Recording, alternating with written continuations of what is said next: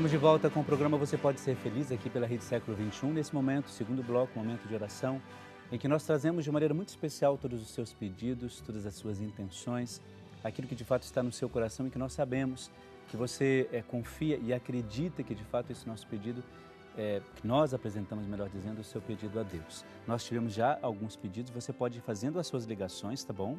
Colocando as suas intenções, os seus pedidos, que ao longo do programa a gente vai lendo e apresentando de fato a Deus aquilo que está aqui, aquilo que você escreveu, aquilo que é um momento de ação de graças, aquilo que de fato você esteja precisando. Outro dia, por exemplo, eu li, foi essa semana, que o Papa Francisco dizia que a oração, ela nos tira do desespero e da solidão. Então, quando a gente reza e quando a gente pede a alguém que reze por nós, nós estamos de fato criando essa intimidade com Deus, mas com a outra pessoa, porque nós trazemos essa outra pessoa para nós. E por isso nós queremos rezar e apresentar o Salmo do dia, que é um salmo tão especial e que fala também dos nossos louvores a Deus. Se você tem a sua Bíblia e quiser acompanhar depois ou ler depois, é o Salmo 149. É sempre importante que você veja que o conteúdo do Salmo, porque pode ser que a sua versão, a versão da sua Bíblia ou a sua impressão seja outra. Então, nesse caso, pode ser que algumas palavras, alguma coisa seja diferente, mas o importante é que o Salmo é o mesmo e a reflexão e o conteúdo também é o mesmo, ok? O Salmo diz assim: Cantai ao Senhor um canto novo, ressoe o seu louvor na Assembleia dos Fiéis. Alegre-se Israel em seu Criador, exultem em seu Rei os filhos de Sião. Em coros louvem o seu nome, cantem-lhe salmos com o tambor e a cítara, porque o Senhor ama o seu povo e dá aos humildes a honra da vitória. Exultem os fiéis na sua glória, alegrem-se em seus leitos. Tenham nos lábios o louvor de Deus e nas mãos a espada de dois gumes, para tirar vingança das nações pagãs e impor castigos aos povos, para lançar em ferros os seus reis e pôr algemas em seus príncipes, executando contra eles o julgamento pronunciado. Tal é a glória reservada a todos os seus fiéis. Esse é o Salmo 149 que nós trazemos, eu diria, com muita alegria, porque por mais que num determinado momento a gente entenda assim, mas neste Salmo está falando de algumas coisas estranhas, não é? De perseguição e de castigos, mas a gente sabe que Deus não é isso. Para mim, é sempre muito importante que a gente tenha como referência essas coisas que são muito próprias da palavra de Deus, não é? E aí a gente começa a entender assim, nós precisamos aprender cada vez mais que todos os nossos relacionamentos, eles precisam gerar pelo menos um pouco mais de delicadeza em relação às pessoas, um pouco mais de gentileza para com as pessoas.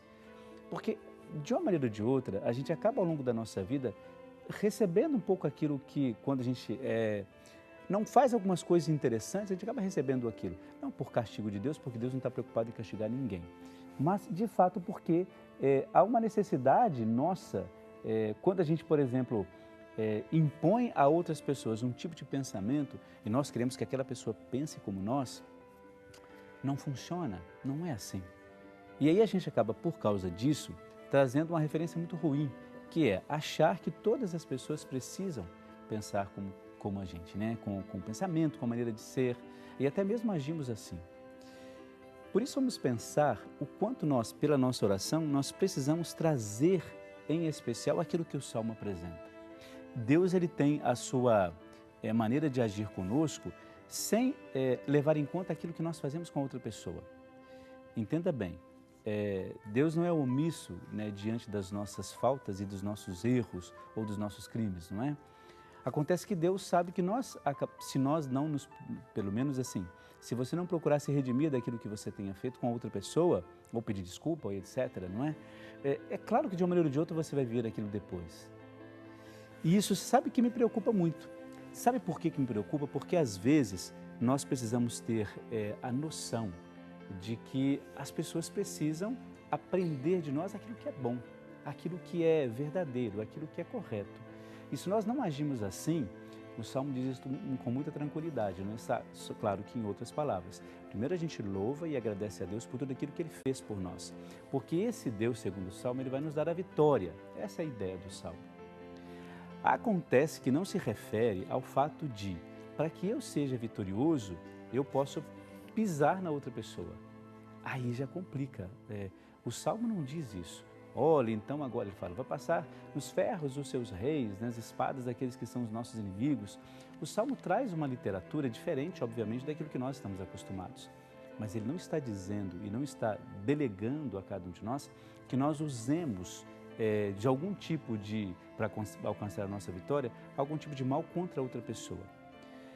É por isso que, se você já notou, a palavra de Deus, quando ela fala da vingança, ela sempre, ao mesmo tempo que ela trabalha a questão da vingança, ela trabalha ou a reconciliação ou a misericórdia, para dizer assim, toda pessoa ela tem a chance ou a oportunidade de fazer diferente até aquele momento.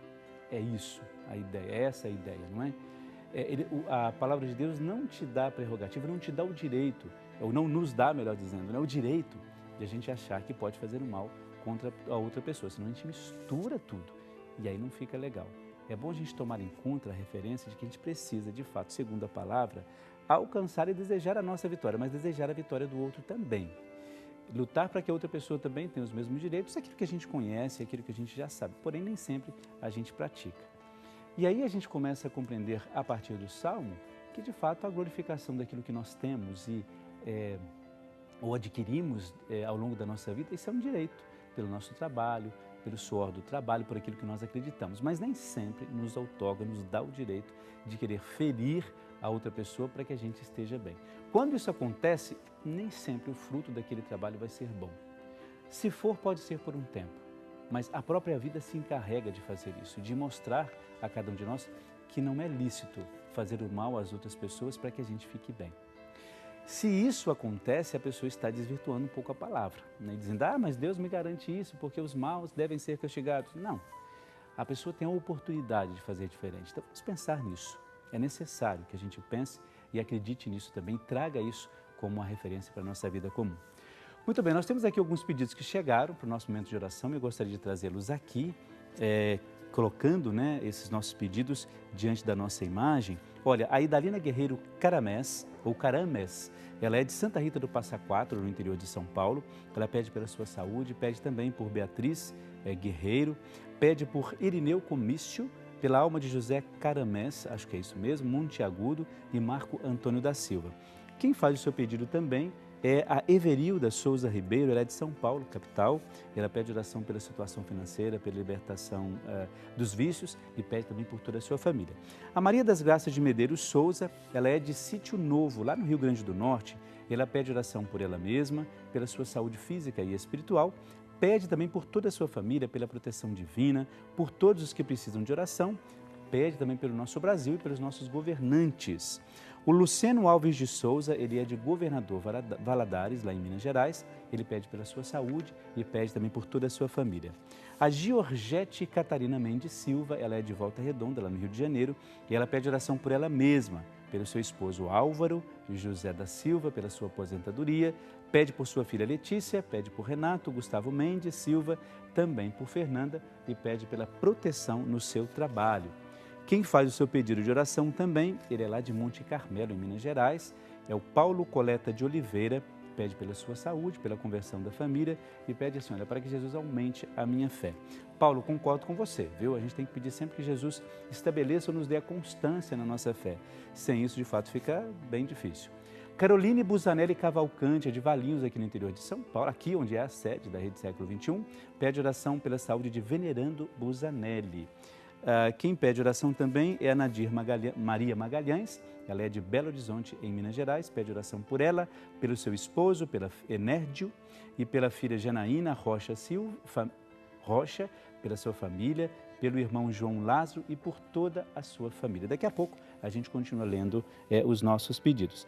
Eu só queria fazer uma lembrança, antes de a gente ir para o intervalo, o seguinte, faleceu o cônego Antônio Teixeira, aqui da Arquidiocese de Campinas, né? Ele teve missa hoje de corpo presente e ele foi, agora parece-me que são agora 10 e pouco, 10h40, já deve ter está a caminho de Pirassununga, né? A cidade natal do cônego Teixeira. E eu gostaria de lembrar que o cônego Teixeira ele foi pároco durante muitos anos da Paróquia Imaculada lá em Campinas. Então muitas pessoas da arquidiocese, né, ele era muito conhecido aqui na arquidiocese de Campinas, muitas pessoas foram até lá na paróquia para a missa de corpo presente para se despedir dele. Então assim, olha, tanta coisa esse homem fez em quantos anos de sacerdócio, não é?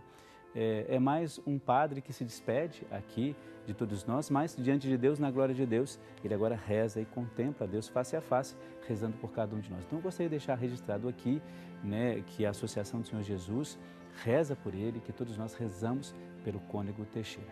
O nosso intervalo, você sabe, é rapidíssimo, daqui a pouco a gente já volta, é um instantezinho só, até daqui a pouco.